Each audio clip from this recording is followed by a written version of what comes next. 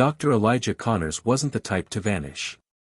He was a man of precise routines, quiet dignity, and the kind of calm wisdom that made patients trust him almost instinctively. After 42 years practicing family medicine in Tacoma, Washington, he retired early at 66, not for health, not for burnout, but to spend time hiking the national parks he'd always loved, especially Mount Rainier. He bought a small A-frame cabin near the southern edge of the park, nestled in the thick evergreen woods just past Ashford. It was modest, quiet, and remote. Exactly how he liked it. On a crisp morning in late September, 4 years ago, Dr. Connors packed a hiking bag with a single water bottle, a sandwich, a topographical map, and his old Nikon camera. He left a note on his kitchen counter that read, simply, "Going out to Reflection Lakes." Back before sundown. He was never seen again. The first signs of worry came when his neighbor, a retired park ranger named Jim Holder, noticed the cabin lights still off the following morning. That wasn't like Elijah. He was an early riser. A couple more days passed, and when Jim saw the mail piling up in the drop box by the trailhead, he hiked up the path to the cabin. The door was locked. The car still parked beside the house. But no sign of Elijah. Holder contacted the Pierce County Sheriff's Office. A search and rescue operation was launched within 48 hours. Helicopters swept the region. Volunteers combed the marked trails. Dogs were brought in from Spokane. But there was no trace. Not a single footprint. Not a discarded water bottle. No signs of a struggle. No indication he'd even made it out to the trail at all. What made it stranger was the absence of typical red flags. Elijah had no enemies, no debts, no known health issues. His personal affairs were in order, and there was nothing in his cabin to suggest he planned to vanish. No letters. No online activity. No travel tickets. His bank account sat untouched. His phone, oddly enough, was still on the kitchen table, something Jim had overlooked during his first visit. The only thing even remotely unusual was his notebook. When investigators searched the cabin, they found a leather-bound journal tucked inside a desk drawer. It contained years of field sketches, nature notes, and personal reflections. Most entries were dull, lists of birds spotted, musings about the changing forest, reflections on aging. But the last few pages were different. Tense. Short. Scrawled hastily. Heard something near the river again. Same deep clicks as last week. Thought it might be elk, but, no hooves. Woke up at 2:13 a.m. Cabin was vibrating. Faint hum. Gone when I stepped outside. Saw movement in the trees. Looked like a man. Too tall. Didn't respond when I called out. Must be imagining things. Still, locking doors tonight. Just in case. There was no date on the last entry. But the handwriting was messier than usual, and the pen had scratched the page like he was writing fast, or scared. Despite the ominous notes, police chalked it up to hallucinations or paranoia. Maybe early signs of dementia. The forest, after all, plays tricks on the mind, especially when you're alone for too long. The case went cold after 3 months. No body. No crime scene. No answers. For the next year, Dr. Connors became something of a local legend in the small towns flanking Mount Rainier. A few hikers claimed they'd seen a man matching his description wandering deep off-trail. One swore she saw him in Packwood, dazed and barefoot, before he bolted into the trees. None of the sightings could be verified. But the forest, like time, has a way of burying secrets. It wasn't until 4 years later, almost to the day, that anything new surfaced. And it wasn't in a clearing or a crevice or some forgotten cave. It was in a place no one thought to look. A dam. Specifically, a beaver dam wedged between 2 mossy banks of the Nisqually River, just 10 miles from where Dr. Connors had last been seen. The discovery was made by a wildlife researcher named Dana McCarthy, who'd been tracking water levels and animal behaviors due to recent climate shifts. She noticed something strange embedded deep in the dam's tangled structure, something artificial. At first, she assumed it was just another piece of plastic pollution, maybe a food wrapper or fishing line. But as she got closer, Dana froze. It was a weathered, gray backpack, tangled in mud, sticks, and woven brambles. It looked like it had been there for years. And stitched along the backstrap, in faded red letters, were the initials, EC. Inside the pack, Dana found 3 things. A crushed water bottle, a field notebook soaked in river water, and a small velvet pouch containing 4 human molars. One of them had a gold filling. Dr. Connors had a gold filling.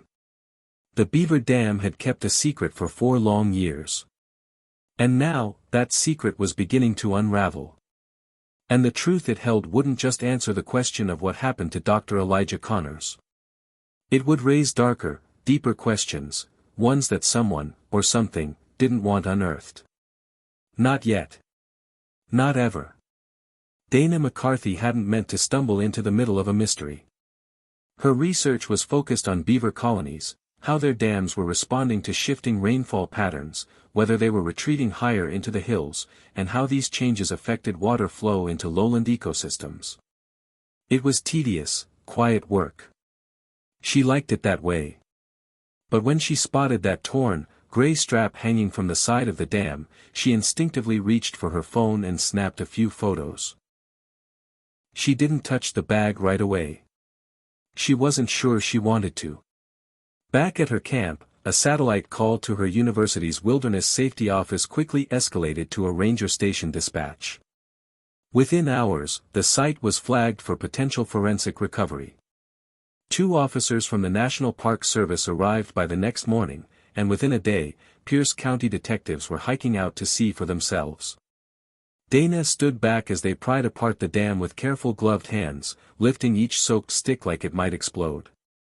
Eventually, the backpack was dislodged, revealing more than she expected. There were clumps of black cloth, fragments of a jacket, maybe a windbreaker. A compass. A flattened protein bar wrapper with a 2019 expiration date. And then the pouch. It looked out of place. Velvet. Stained and sun-faded, but intact. Inside, 4 molars. Human. Clean. Too clean. Dar. Melissa O'Brien, the county medical examiner, confirmed one of them had a gold filling consistent with Elijah Connors' dental records. That didn't mean it was him, at least not definitively, but it was enough to reopen the file. And for the first time in nearly 4 years, Detective Kira Lansing was back on the case. Kira remembered the Connors disappearance well. She'd been new to the department back then, eager and idealistic. His case was one of the first she'd personally followed from start to finish. It had haunted her ever since, not just because it went cold, but because of how quiet it all was. No clues, no drama. Just, nothing. As if the forest had swallowed him whole. But now, something had spat a piece of him back. Within 2 days, a new search team was assembled, this time led by Lansing and her partner, Deputy Jorge Reyes.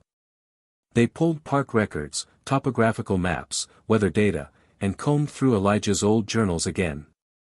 His last entry kept replaying in Lansing's mind, "Too tall. Didn't respond when I called out." She didn't know what it meant, but she knew it didn't sound like a normal animal sighting. The new search was more methodical than the first.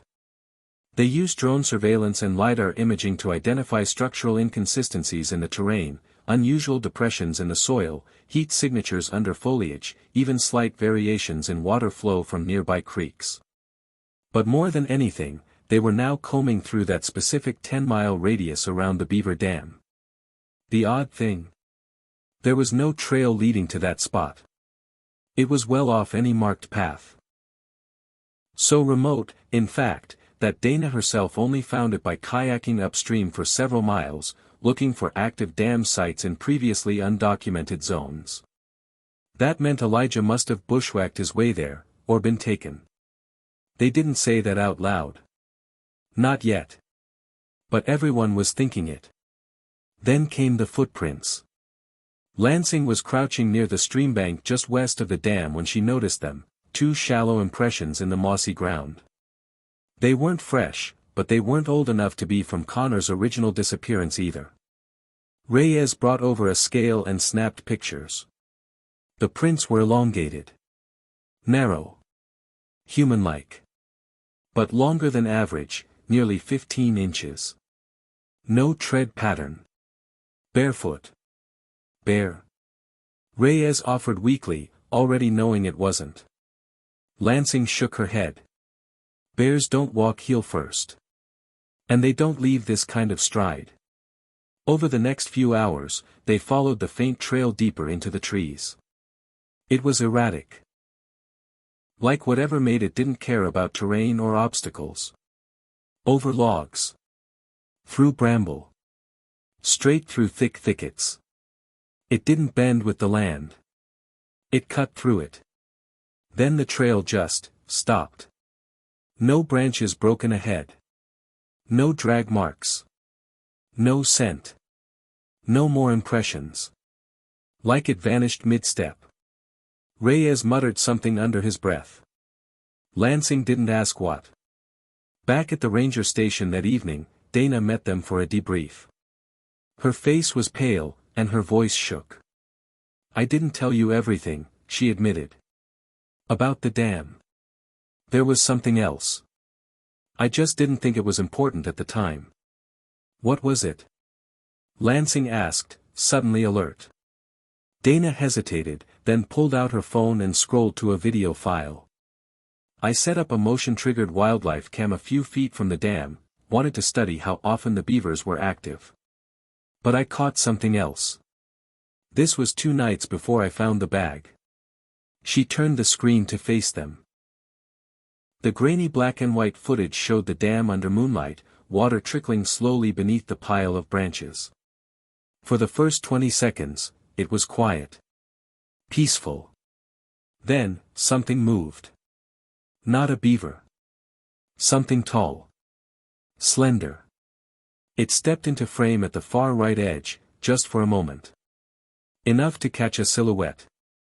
It didn't walk like a man. It glided. Fluid and silent. The shape paused beside the dam, just beyond the bag's location, and bent low, as if sniffing or inspecting something. It had long arms. A bowed head. Its outline distorted slightly in the mist, but it was real. Then it turned. No face could be seen. Just 2 dim glimmers, reflections from the night vision lens. Not eyes exactly, but where eyes should be. Then it was gone. Lansing sat back in her chair. Reyes slowly exhaled. What the hell is that? Dana asked quietly. No one answered. Because in that moment, they all knew the same terrible truth. If this was what found Elijah Connors 4 years ago, he hadn't died in a fall. He hadn't wandered off trail. And he hadn't been alone. Word spread quickly. Not to the public, not yet, but among the local sheriff's office, the Park Service, and a few tight-lipped officials in the Department of Natural Resources. The moment the backpack and the camera footage were confirmed, the case shifted from a cold trail to something different. Something outside protocol. Kira Lansing could feel it. The silence in the debriefs. The vague suggestions from higher-ups to focus only on the confirmed evidence. Something wasn't right.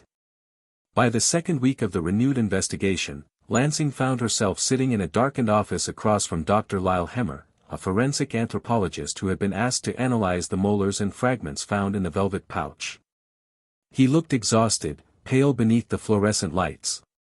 You said you had results, Lansing prompted. Hemmer nodded slowly, tapping the folder on his desk. I examined the molars. All 4 are human. One has that gold dental work, consistent with Connors. But there's something else, something wrong. How wrong? They've been Altered, he said carefully. Two show evidence of deep linear scratches, as if they'd been scraped or carved. Not by an animal. And the root tips on 3 of them were cleanly cut. Surgical precision. But here's the thing, there's no tissue. No blood traces. They were cleaned. Lansing frowned. Are you saying someone pulled these teeth, cleaned them, and sealed them in a velvet pouch, then left them in a beaver dam? He didn't answer. Instead, Hemmer slid a photo across the desk. It was a magnified close-up of one of the molars. Along the back ridge of the enamel was something faint. Inscribed. Lansing squinted. A symbol. 3 intersecting lines, almost like an angular trident. Not random. Deliberate. Etched with something sharp. Any idea what it means? She asked. Hemmer shrugged. I'm not a symbologist.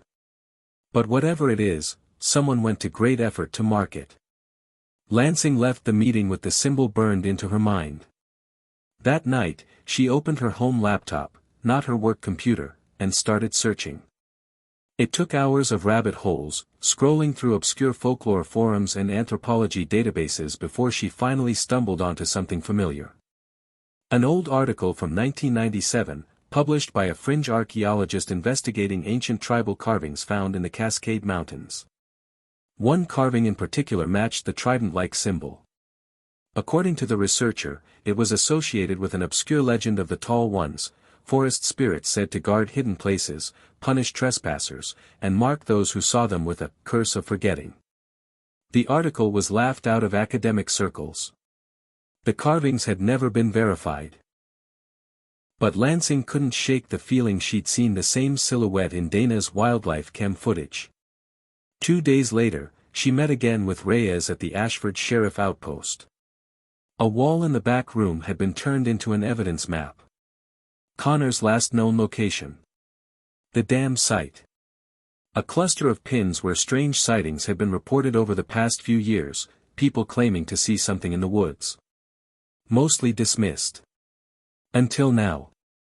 We've got a bigger problem, Reyes said grimly, tapping a new folder. Lansing opened it.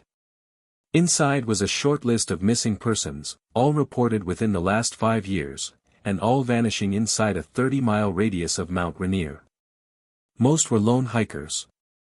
One was a local trapper. Another was a geologist doing a survey near Paradise Ridge. Look at the dates, Reyes said. Lansing scanned them. All missing between September and November. All with eerily similar patterns. No struggle. No belongings found. No phone pings. Just silence. And then, one of the names caught her eye. Dr. Anna Breen. A climate ecologist from Oregon who disappeared in 2021 while conducting glacier studies. Lansing had read about her at the time, her story was covered briefly in the news before fading into the background. What do we know about her? Lansing asked. Reyes tapped a post-it stuck to her file. She left a voicemail for her assistant the day before she disappeared. Mentioned hearing singing coming from the trees. Said it didn't sound human. That was the last anyone heard from her. Lansing looked up slowly. Singing. The room fell quiet. Then, like clockwork, the lights flickered, once, then twice. Just a hiccup in the grid. But enough to put both of them on edge. I think we need to go back out there, Lansing said. To the dam? Reyes asked. No, she said. To the source. They hiked in silence the next morning, guided by GPS markers and the faint trail the strange prints had once followed. Lansing had memorized the terrain from the aerial maps, but nothing prepared her for how wrong the forest felt this deep in. The trees were older here, massive, twisted pines with roots like coiled snakes. The air smelled of moss and wet iron. Even the birds were quiet. No chittering. No rustle. Just a heavy, unnatural stillness. After nearly 2 hours, Reyes stopped and pointed ahead. A clearing. But not natural. The ground was carved, 3 large symbols etched into the earth, matching the one on the molar. In the center was a small pile of stones, clearly man-made. Beneath them, something reflected the sunlight. They approached carefully. Lansing knelt and brushed aside the stones. A mirror. Just a small, circular mirror. Cracked. Old. And beneath it, another pouch. Identical to the one from the dam. She didn't open it right away. Her hand trembled. "Kira," Reyes whispered. She turned. Something was watching them. From the tree line. Just a shape at first. Not moving. Not blinking. Tall and thin. As if the forest had folded around it. The figure stepped back and was gone. Not a sound. No broken branches. Just gone. Lansing stood slowly, pouch still in hand. No one spoke. Because whatever was out there, it didn't want them to find answers. It wanted them to remember something they hadn't seen yet. And now, they were part of it. Dr. Elijah Connors was always seen as reliable. Private, yes, but never secretive. At least, that's what people said after his disappearance. Patients remembered his calming voice. Neighbors described him as polite but reserved. Former colleagues insisted he was sharp, focused, and rarely spoke about his personal life. But no one, not his niece, not his friends, not even his lawyer, knew the extent of what he'd been hiding. Until now. Back at the sheriff's outpost, Lansing stared at the contents of the second velvet pouch. 3 more molars. No gold this time. But each bore the same strange carvings, etched into the enamel like tattoos on bone. The symbols varied slightly in pattern, as if each tooth told part of a larger message. And that wasn't all. Along with the teeth, there was a small, folded scrap of paper. Almost brittle with age. Lansing opened it carefully. It was a page torn from a notebook, scribbled in tight, frantic cursive. "They are not animals.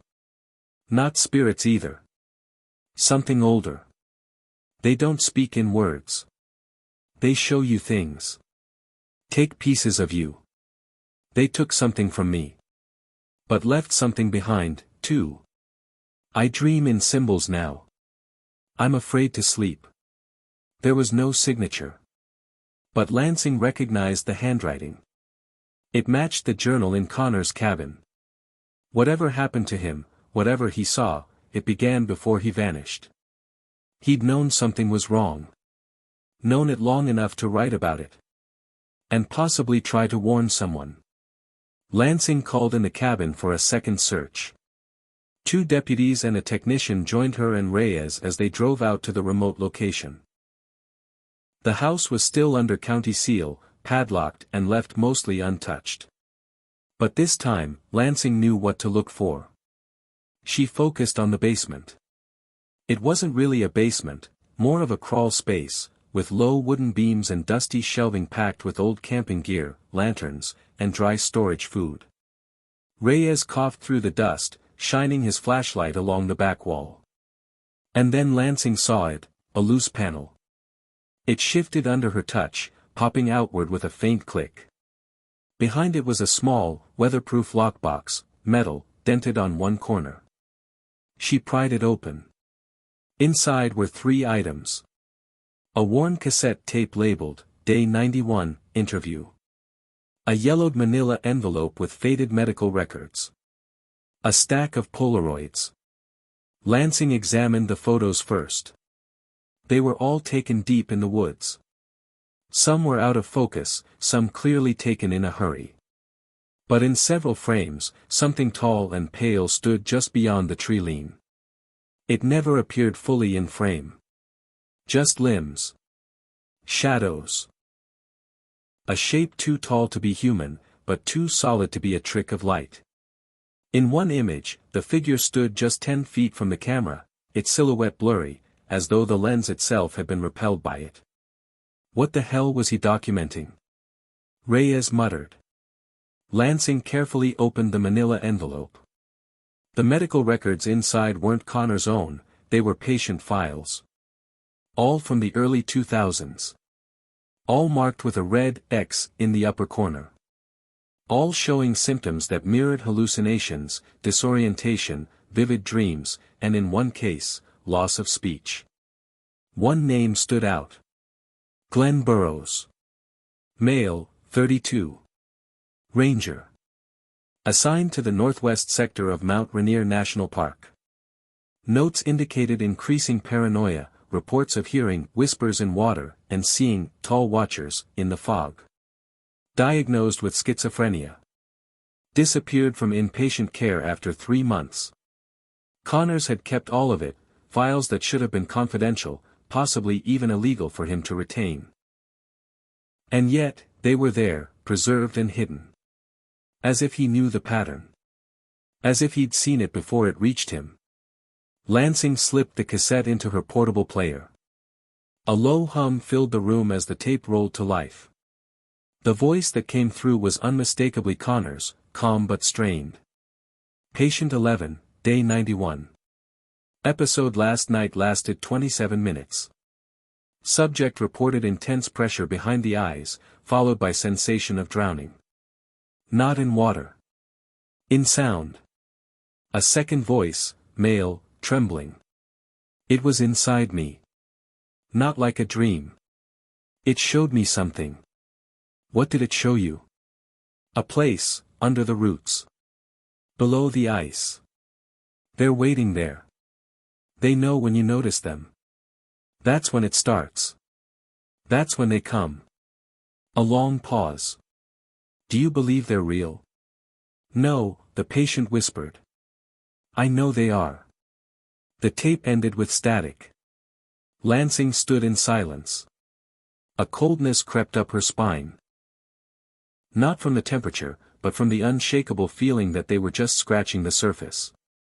Connors had been recording these for weeks, maybe months. Was he trying to help his patients? Or was he using them to validate his own fears? And why had he buried all of this? Back at the station, Lansing searched hospital records for Glenn Burrows. Nothing. No follow-up files. No autopsy. Not even a missing persons report. It was like he'd been erased. Somebody didn't want this investigated, she said aloud, staring at her computer screen. He knew something. And it got him killed. Or worse. She leaned back in her chair. Outside, the clouds rolled low over Mount Rainier, casting long shadows across the forest below. Somewhere out there, something was watching again. Waiting. And this time, it wasn't just Connor's story anymore. It was hers too. When Dr. Elijah Connors vanished, the world moved on.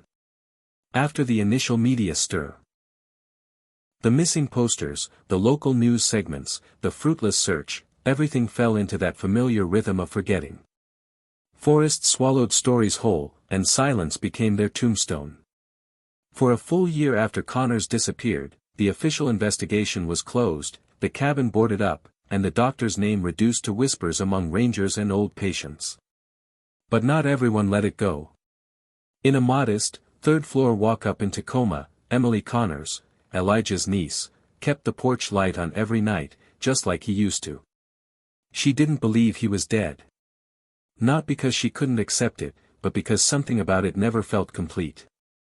Her uncle hadn't just wandered into the woods and disappeared. He was too careful for that. Too grounded. He left with a note, a plan, and a purpose. People like that didn't just vanish. Emily had always been close to him. He was the one who raised her after her parents died in a car crash when she was 10. Quiet but kind, he taught her to read bird tracks, identify wild herbs, and listen to the wind for changes in the weather. He gave her a world where details mattered, where silence wasn't empty, just waiting. And so when he went missing, she refused to treat it like an ending. She started making calls. Quiet ones at first. Old friends. Retired colleagues. An archivist at the Tacoma Medical Center who remembered Dr. Connor's patient files. Emily even contacted a few hikers who had claimed sightings. Most were unreliable. Ramblers. Conspiracy nuts. But one woman stood out. Sasha Fenwick. A botanist from Eugene. She had been mapping moss growth on northern boulders when she saw something tall, slightly hunched, but definitely bipedal, glide through the trees about 20 feet from her camp. I thought it was a person, Sasha said over the phone. But it moved wrong. Like the joints were reversed. And I didn't hear it move. No snap of twigs. No crunch of leaves. Nothing. Like it was part of the forest. When Emily mentioned her uncle's disappearance, Sasha fell silent. Finally, she whispered, I think it was watching me. Not because I was interesting. But because I wasn't supposed to be there. After that call, Emily didn't sleep for 2 nights. She kept a notebook of everything she learned. It wasn't much at first, just fragments. A missed call time-stamped the night before Elijah vanished. A postcard from Ashford dated a month prior, containing only one sentence, if something happens to me, look in the water. She thought it was metaphorical. But now she wondered what he really meant. Emily made 3 solo trips to the edge of Mount Rainier that year. Not deep into the forest, she wasn't reckless. But she camped near the Reflection Lakes trailhead, retraced his favorite routes, talked to locals. In the fall of that year, she met a trapper named Bert who lived off-grid 2 miles east of the park. He was the first person who looked her in the eyes and didn't flinch when she mentioned tall watchers. I've seen M, he said, voice like gravel. Once. Way out near Devil's Creek. Thought it was a burned tree at first. Then it turned its head. No eyes, just hollows. Like someone forgot to finish carving the face. What did it do? Emily asked. Nothing, Bert replied. Just stood there. Then I blinked, and it wasn't. Did you report it? He snorted. To who? Fish and Wildlife. They'd haul me off for evaluation. No, miss. Some things out there don't get written up. They just get remembered. Or forgotten. By the time winter came, Emily had collected 12 different stories, most conflicting, all chilling. But they shared one common thread: people always described a presence. A watching. A pressure in the trees, like something alive in the silence. And they always described hearing something they couldn't explain. One man said it sounded like chimes made of bone. Another, like breathing under the earth. By the time the second anniversary of Connor's disappearance arrived, Emily had stopped trying to explain it to people. She knew something had taken him. Not a killer. Not a cougar. Not exposure or a fall. Something else. Something old. Patient. And she was almost certain the forest remembered. But it wasn't until the 3rd year that she received something concrete. A call. Not from a ranger or local. But from a private investigator she had hired on a whim, a man named Jeremy Franks. He specialized in cold oddities, as he called them. And he had found something. Mount Rainier. Late 90s. There were 2 other disappearances, Franks said. A married couple. Their son reported strange behavior before they vanished. He said his father was waking up covered in dirt, hearing voices in static. No evidence of trauma. But both vanished while camping near Tahoma Creek. No trace. Emily was silent. Franks continued, but here's the kicker: Dr. Connors treated that man. The father. His name was Malcolm Lee. I got the medical transcripts from an old intern who digitized them years ago. The record was brief. Headaches. Memory lapses. Strange dreams.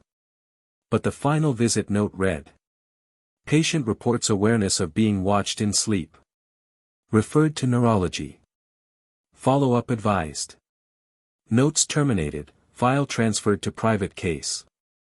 Private case. When Emily brought the transcript to the sheriff's office, it was politely dismissed. But Detective Lansing, who had quietly kept the case file pinned above her desk, called Emily personally that night.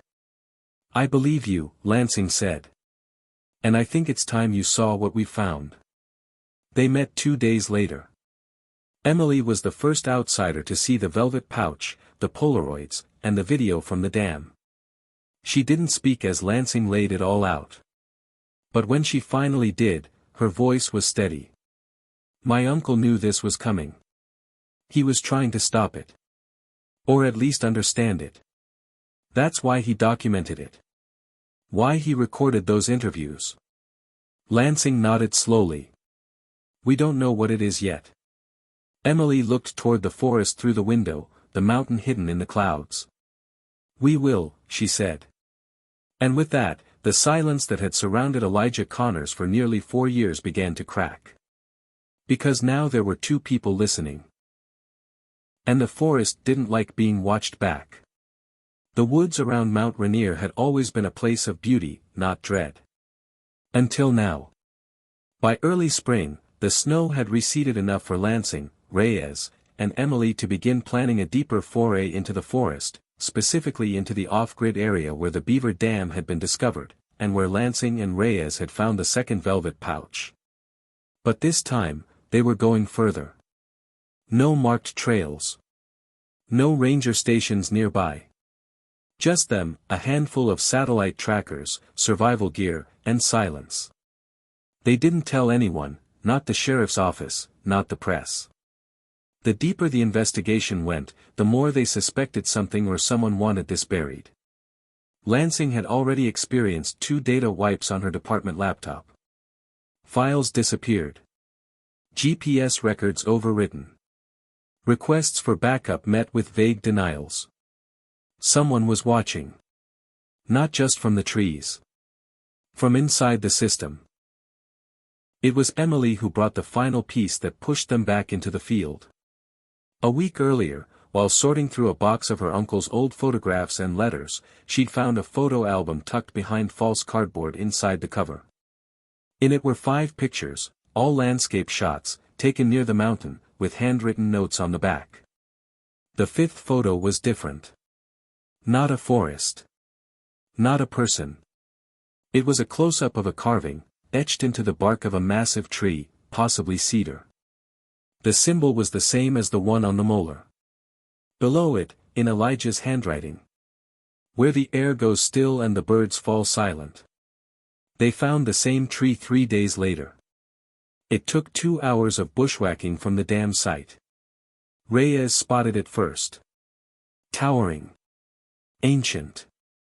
Covered in lichen, like it had been standing longer than anything else around it. But what made them stop wasn't just the size.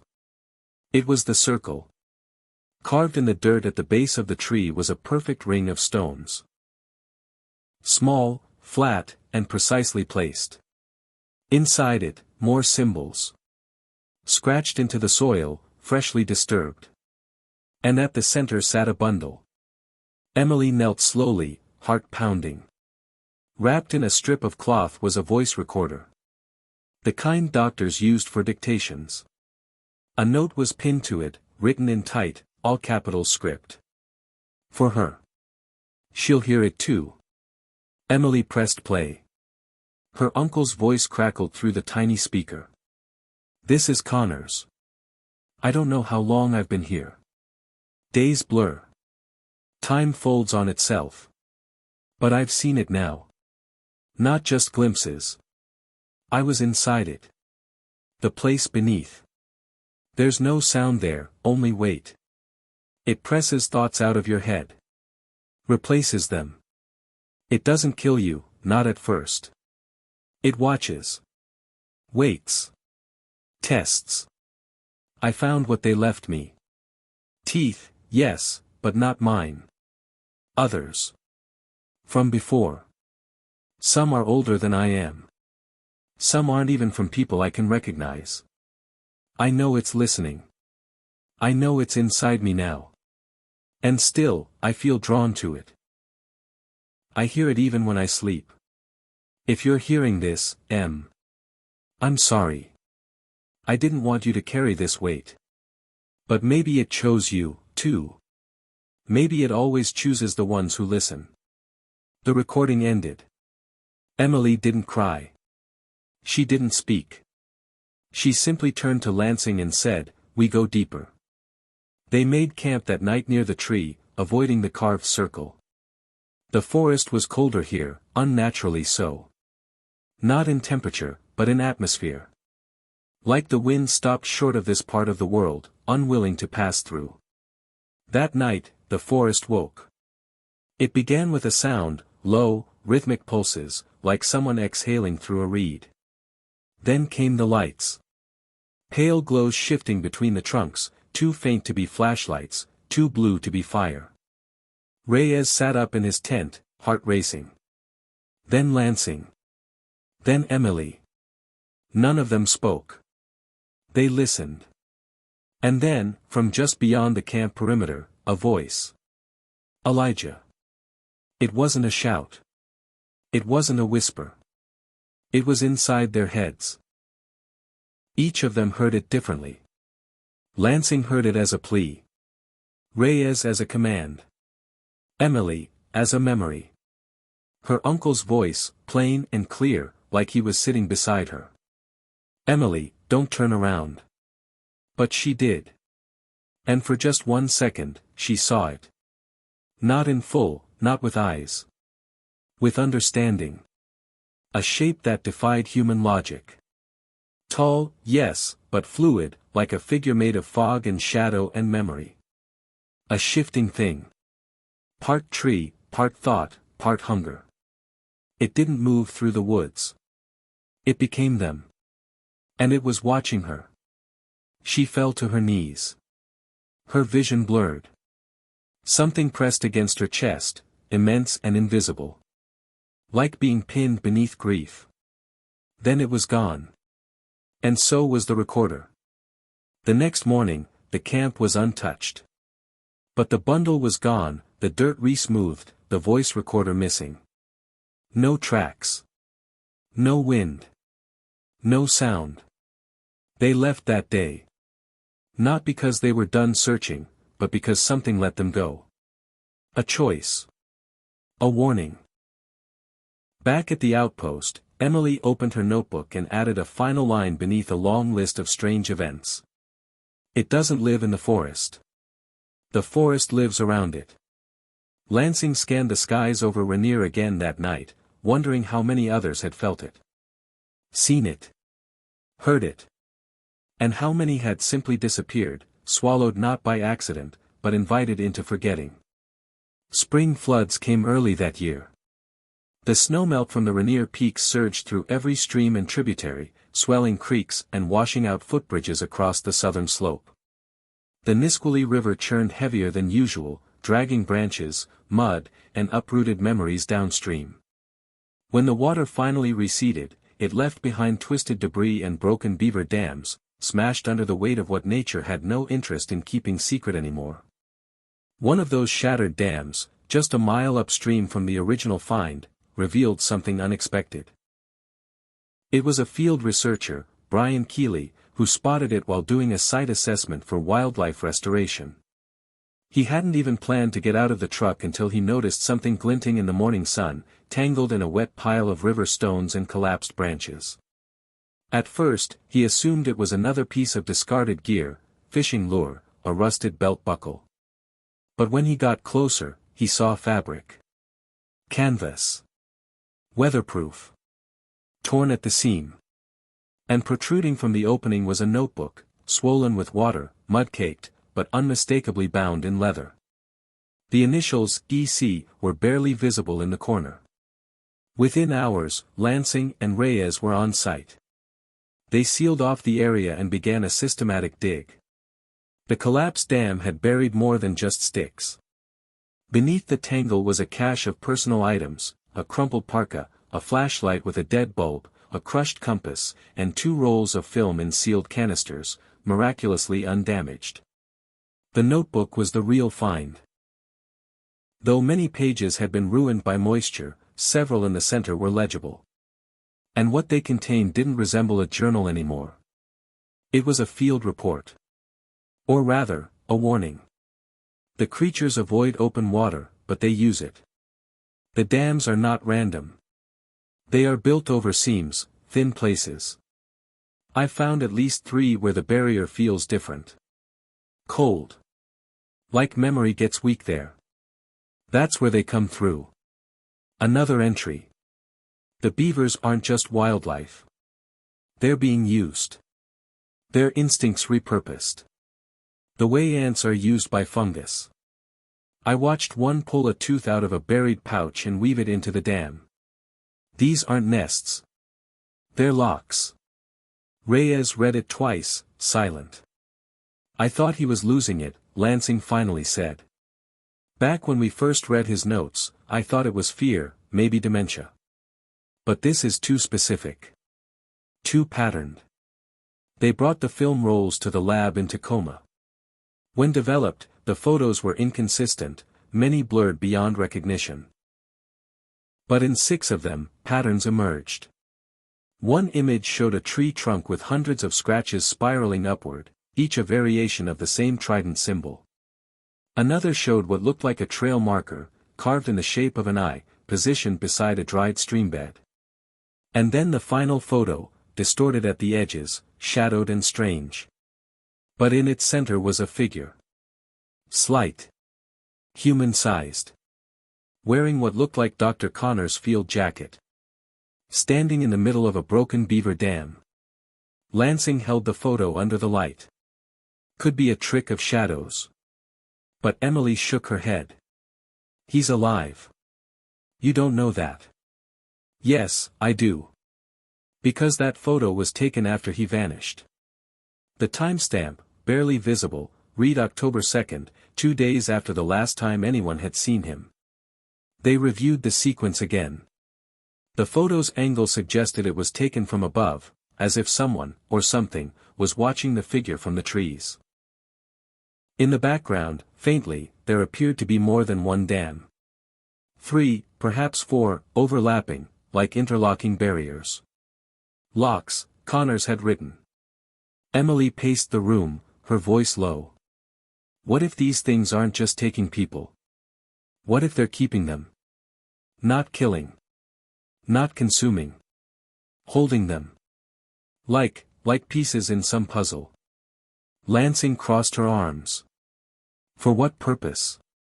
Maybe the forest isn't the habitat. Maybe it's the vessel. They're not living in it. They're using it. Shaping it. It was an insane theory. But then again, nothing about this had been sane from the beginning. That night, Lansing went back to the original wildlife cam footage. She rewatched the silhouette, the gliding movement, the way it didn't displace branches or cast a proper shadow. Then she froze. At the 11-second mark, just before the figure bends over the dam, there was a flash. A reflection, very faint, in its hand. A piece of metal. Small. Circular. A compass. She zoomed in, enhanced the contrast. It was unmistakable. The compass found in the second dam, Elijah's compass. The same model, same crack across the glass. Which meant the thing in the video wasn't carrying it. It had taken it. And that changed everything. Because up to that point, they'd thought Dr. Connors had dropped his belongings, lost them, or hidden them. But what if they'd been collected? Placed. Curated. Used. A call came in just after midnight from a ranger station near Tahoma Creek. A collapsed hiking shelter had washed downstream, exposing a small stone-lined pit beneath it. Not a grave. A cache. Inside it were more human remains, 6 bones, including a partial jaw.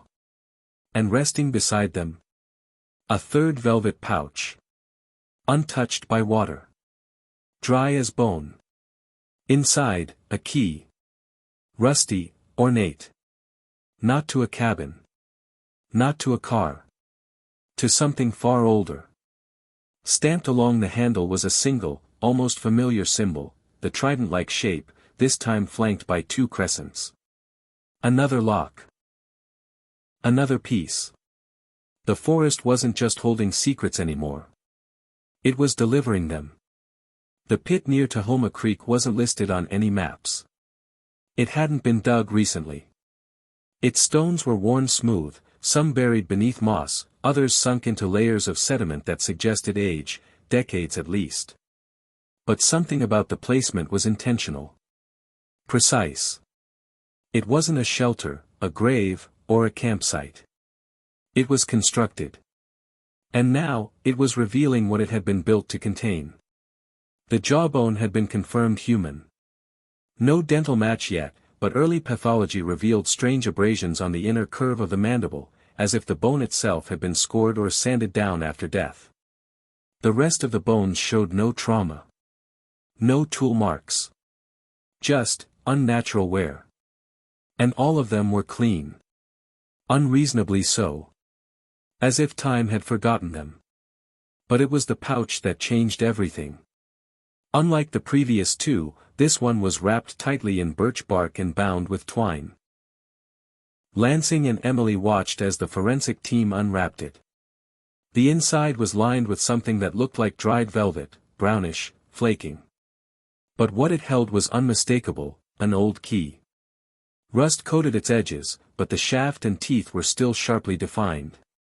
The bow of the key was ornate, circular, with 3 intersecting crescents, forming the trident-like symbol they'd seen over and over. But now it was flanked with something new, a ring of dots forming an open eye. Reyes leaned in. Look ceremonial. Lansing didn't respond. Her attention was fixed on the way the key had been packed, as though it wasn't lost, but delivered. Like the forest wanted them to find it. Or someone had left it there long ago, waiting for the right person to arrive. And Emily had a theory. The symbol, it's a map.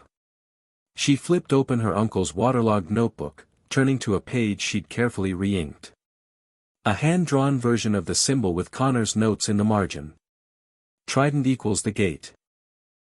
Crescents equals the watchers. Dots equals the eye. Keyhole. She pointed to another page, a rough sketch of overlapping rings centered on the southern slope of the mountain. Not a trail map. A pattern. What if the dams, the caches, even these sightings, what if they're placed in a grid? A kind of containment field, she said. And this, she held up the key, this opens something inside it. Lansing stared at the drawing. She didn't want to believe it. But nothing else made sense. 3 pouches. 3 symbols.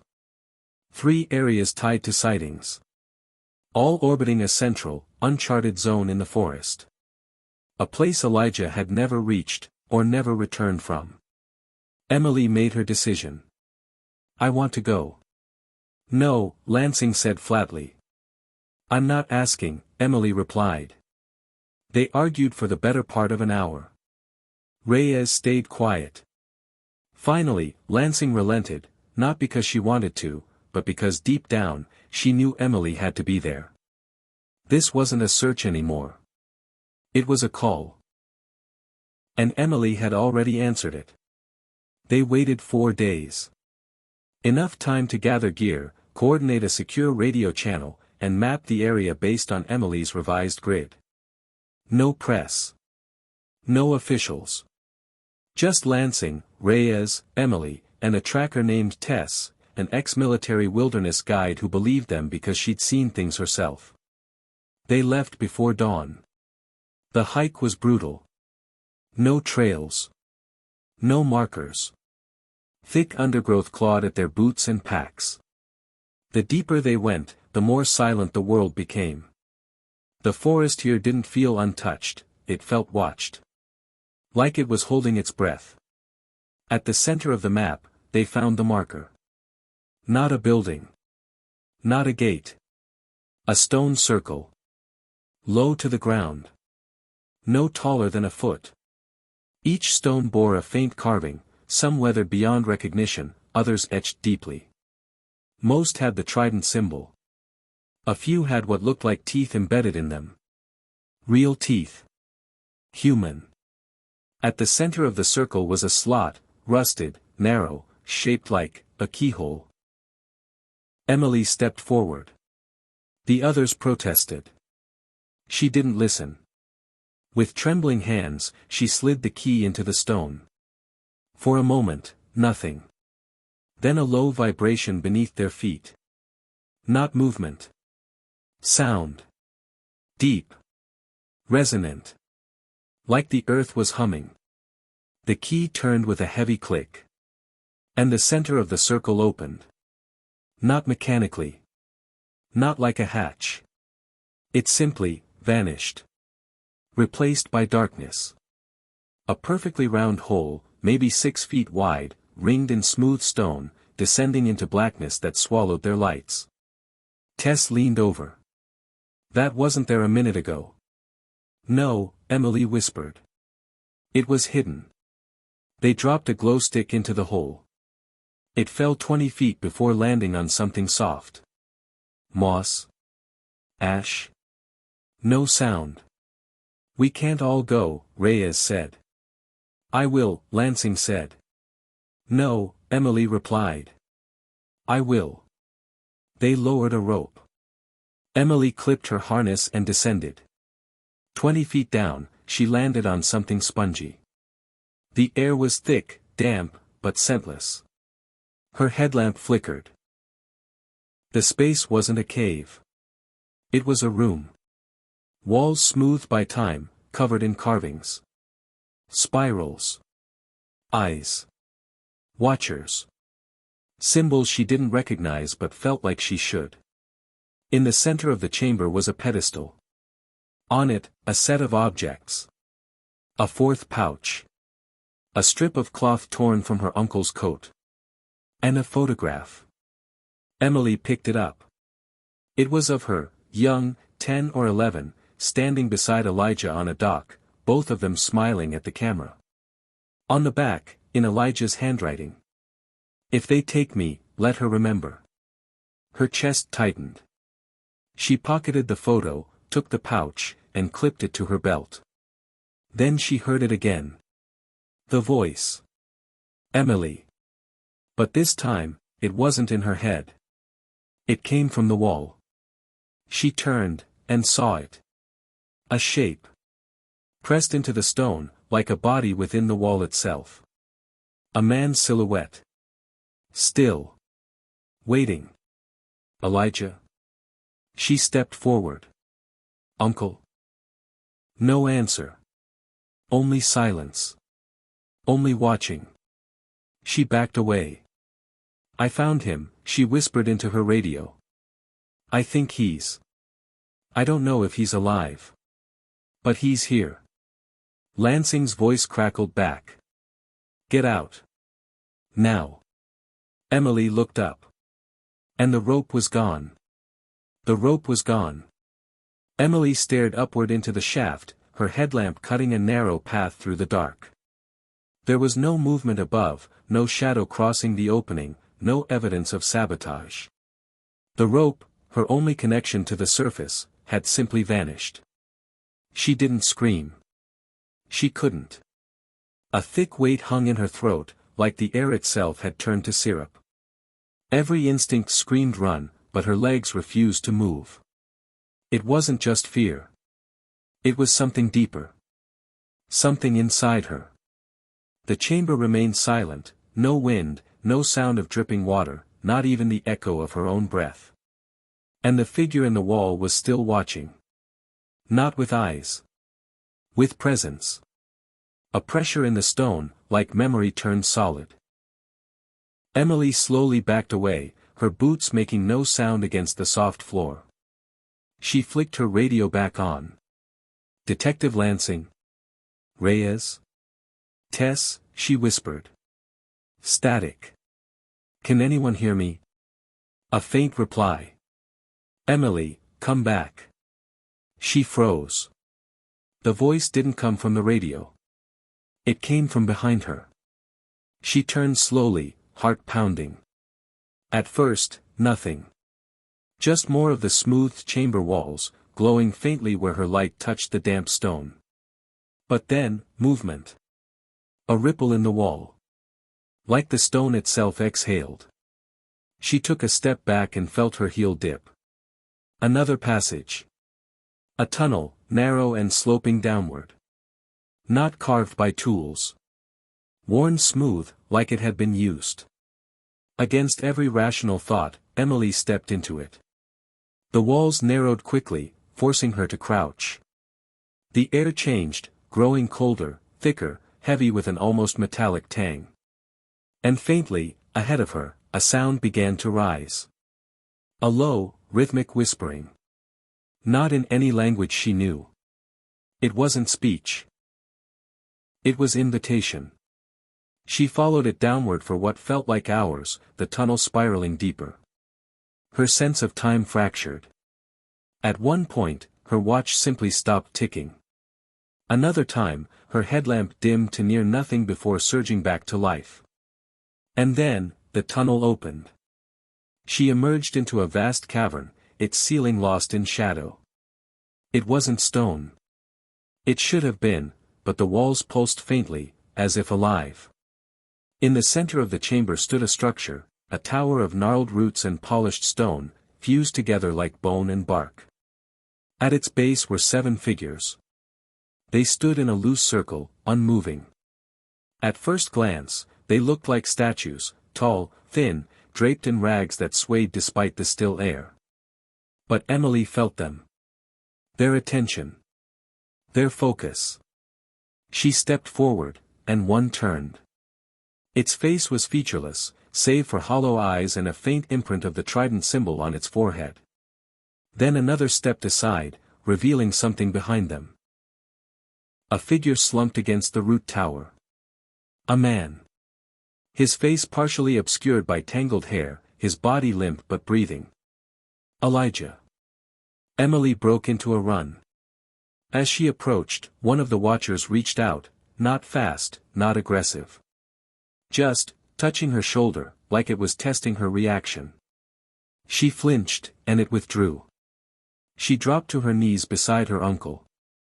Uncle Elijah. It's me. Emily. His eyes fluttered. They were milky, unfocused, but his lips moved. Barely. Emily, you found it. Tears welled in her eyes. We're going to get you out of here. No, his voice was little more than a rasp. You brought it with you. She didn't understand. And then she looked back, and saw them. Not the 7 watchers. But the wall behind them.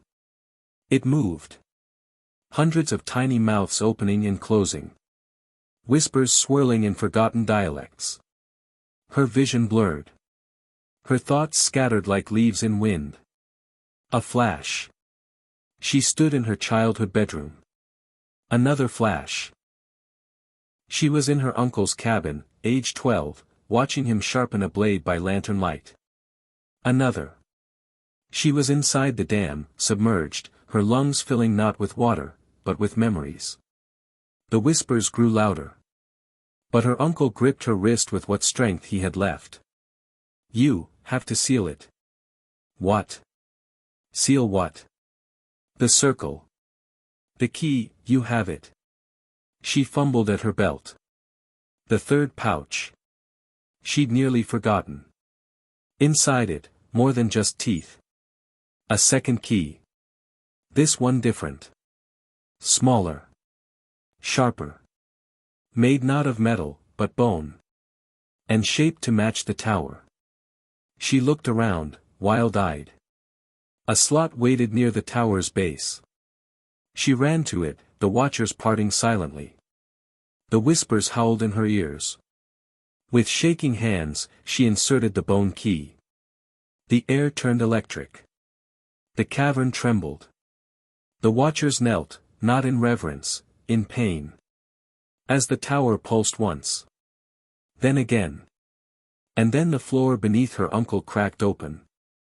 He screamed, not in terror, but relief. A light rose from the pit, pure, white, impossibly cold. Emily turned just in time to see the watchers dissolving, into dust, into sound, into nothing. She felt the ground rippling beneath her. And then. Silence. When she awoke, she was outside. Dawn. Mist rising through the pines. Reyes stood over her, his face pale. Jesus, we thought we lost you. Lansing crouched beside him. You just appeared. 10 feet from the stone circle. Curled up. Unconscious. Emily sat up. The pouch was gone. The key, too. So was Elijah. No trace. Not even a footprint. But the silence was different now. Lighter. The forest was no longer watching. Because something had been sealed. For now. They left the forest in silence. The trees were no less thick, the ground no less uneven, but something had changed. The weight that had pressed on them since the first discovery at the dam, the sense of being watched, studied, followed, it was gone. As they hiked out, Lansing kept a hand on her sidearm. Not out of fear. Habit. She wasn't sure what they'd done, only that something ancient had been disturbed. Or quieted. Or both. Emily didn't speak for the first 2 miles. Reyes kept glancing at her like she might vanish again, and Lansing understood why. She looked different now, drawn, distant, like part of her hadn't come back from wherever she'd been. Her eyes moved constantly, scanning tree trunks, the canopy, the moss at her feet. But not with fear. With awareness. As if she understood the forest in a new way now. Halfway back to the trailhead, they passed a familiar tree, the one marked in her uncle's old photograph. The trident symbol was still carved into its bark, though it had faded. What hadn't changed was the stillness around it. No birds. No wind. Emily stopped and placed her hand on the trunk. I think this was one of the anchors, she said, her voice soft. He marked them. To keep the field intact. The field? Reyes asked. She turned. The containment grid. He was maintaining it. That's what all the pouches, the keys, the patterns were for. It wasn't about finding something. It was about keeping it trapped. Lansing exhaled slowly. And now? Emily looked up into the branches. Now, I think it's sealed again. For a while. They reached the trailhead before noon. Tess was already there, pacing near the truck, visibly shaken. When she saw them, she let out a half-choked laugh. I was about to come looking, she said, hugging Emily without asking. I disappeared, didn't I? Emily asked. Tess nodded. We thought we'd lost you down there. 1 second you were talking on the radio. Next second, static. Then Lansing spotted you curled up outside the circle, eyes closed, breathing shallow. You were gone less than 10 minutes. Emily frowned. It felt like hours.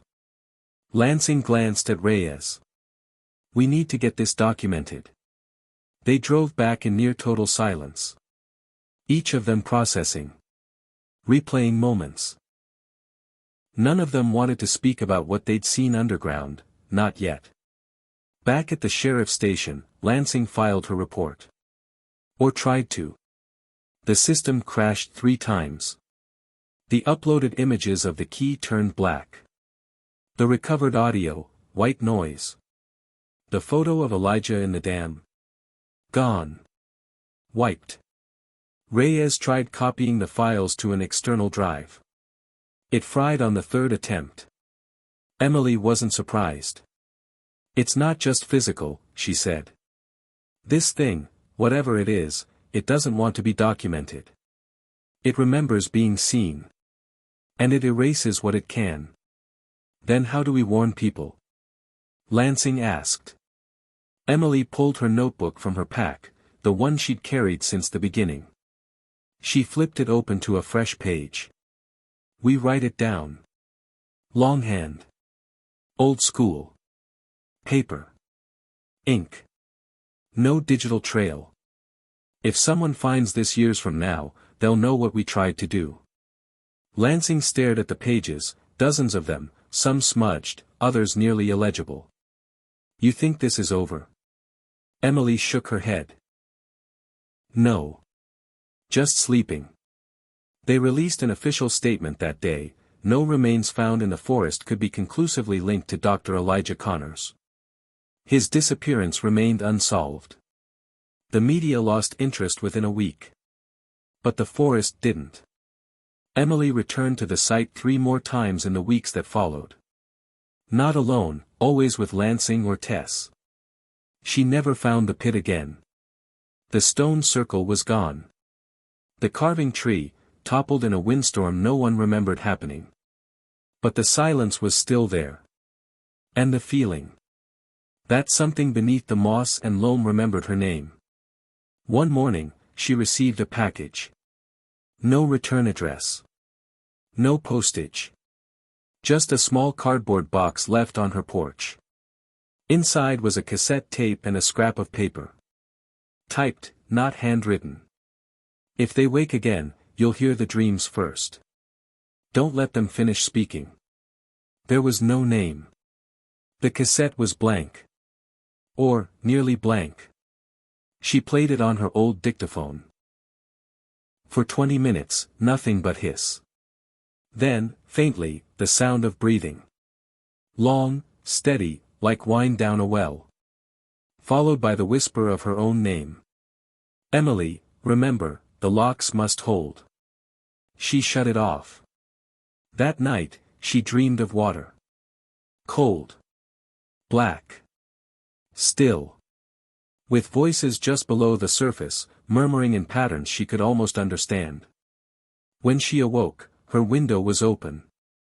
But the wind wasn't blowing. Lansing retired 2 months later.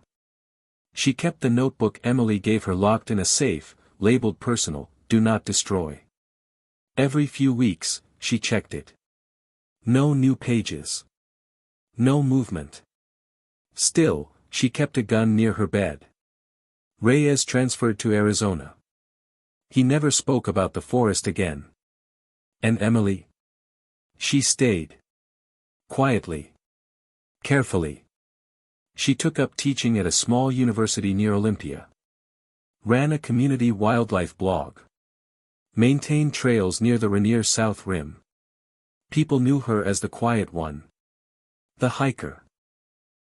The one who could spot a storm coming 3 days before the forecast. But sometimes, when she wandered too deep, she'd hear it again. Just for a second. A whisper. A shape between the trees.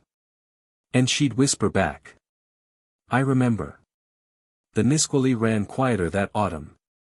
Local fishers said it was unusual. Normally, the melt-off from the glaciers kept it roaring well into October. But now, the water moved sluggishly, like it was hesitating. Pausing.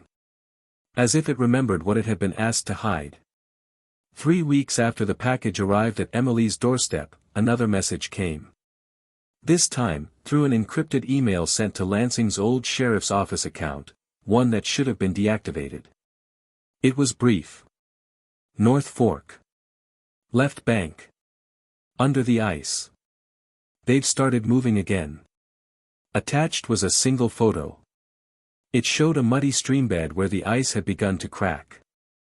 Emerging from beneath a sheet of dirty frost was something pale. Not bone. Not stone. Teeth. Dozens of them. Some human. Some not. Some tiny, like those of a child.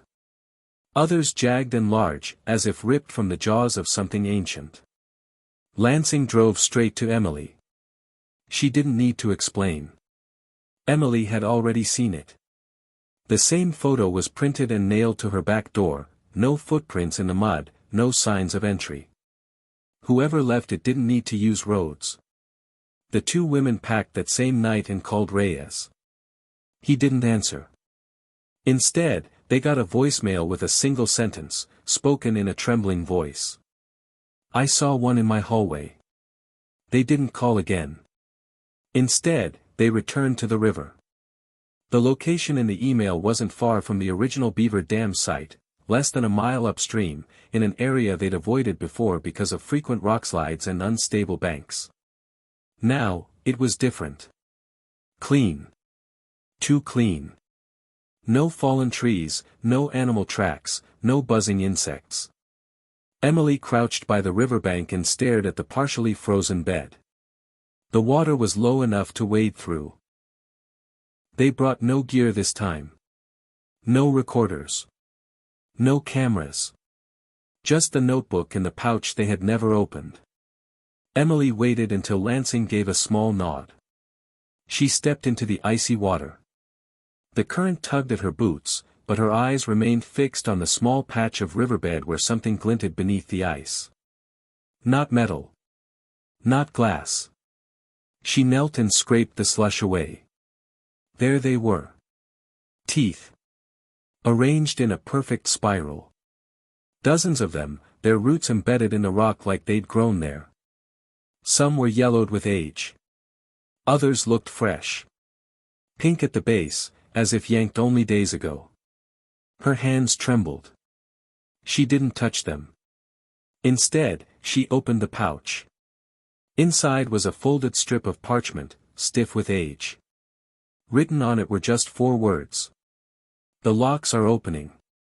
Beneath it, another key. Bone again. But different than the last, twisted, almost melted at the tip. As though it had been forged from something half-organic. She held it up to the light, and for a brief moment, it throbbed, a faint pulse that traveled up her arm like a warning. Behind her, Lansing muttered, "There's something under us." Emily turned. The ground was vibrating. Not visibly. Not like an earthquake. But subtly. A low, barely there resonance in the soles of her feet, like a deep sound playing just beneath the range of hearing. They didn't run. They listened. And that's when they heard it. A splash, farther up the bank. Then another. Something was moving in the river. Against the current. Silent. Gliding beneath the surface like it had no need for air. Then a face broke the water. Pale. Smooth. Not quite human. No eyes. Just 2 hollows. And a mouth that opened wider than any jaw should allow, filled with rows of teeth that didn't match, child's molars, animal fangs, chipped veneers, cracked canines. It was wearing them. The face submerged again without sound. Emily didn't scream. She stepped backward, away from the spiral, away from the river. And the spiral began to crumble. Not fall apart, dissolve. Like the teeth had been illusions. Or had finished their task. The water around them began to turn cloudy. Not with silt. With blood. Lansing pulled Emily back up the bank. They ran, not speaking, breath steaming in the cold. Only when they reached the truck did Lansing whisper, "What was that?"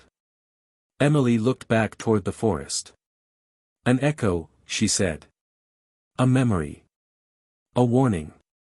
Or maybe just, the first one to slip through." She pulled out the final pouch. The one with the bone key still glowing faintly. She opened her notebook. The map was nearly complete now. There was one lock left. Dead center. A place Connors had marked and circled but never named. No path. No reference. Just a symbol. A single, hollow eye. And beneath it, Elijah's final note. "If it gets out, the forest won't be enough to hold it." They waited until the first frost. It was Emily's decision. One she didn't explain. But Lansing trusted her. The others had vanished. Reyes had gone dark. Tess stopped returning messages. Whatever was happening, it was narrowing its focus. Drawing closer to them. The forest was quieter now, but not in the same way. Not dead. Not watched. Expectant. Like the trees were listening again. The final location, marked on Elijah's map by only a symbol, was deep within a grove known only to a few retired rangers. No official name. Just an old reference in a forestry journal from 1936, place of hollow wind. No roads led there. No trails approached. They hiked in silence, each step slower than the last, each breath visible in the icy air. Emily led, clutching the last pouch. The final key. Lansing followed with the notebook in her pack, its pages now thick with dried leaves and pressed moss. It took them most of the day to reach the grove. What they found wasn't a clearing. It was a scar. The trees abruptly stopped, forming a perfect circle. The earth inside it was dead, no grass, no roots, no fallen leaves. Just gray soil. Dry, cracked, silent. And in the center stood a monolith. 10 feet tall. Black stone. Smooth on 3 sides. The 4th side faced them, and bore a single shape. The hollow eye. Emily stepped toward it. The stone exhaled. Not literally, but the effect was the same. A sudden gust of air burst outward, forcing Lansing back. The soil shivered. Emily knelt and placed the final key at the base.